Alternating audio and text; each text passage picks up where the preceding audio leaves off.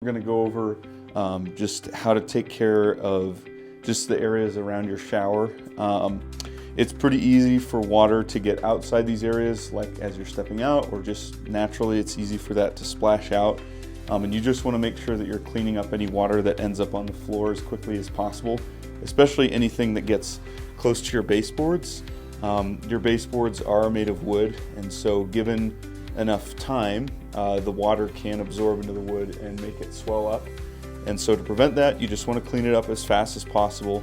What can also be helpful if you have a shower like this one, they make products like this that kind of stick onto the corner and just prevent water from running out of those corners, because that's where it's easiest for that to occur.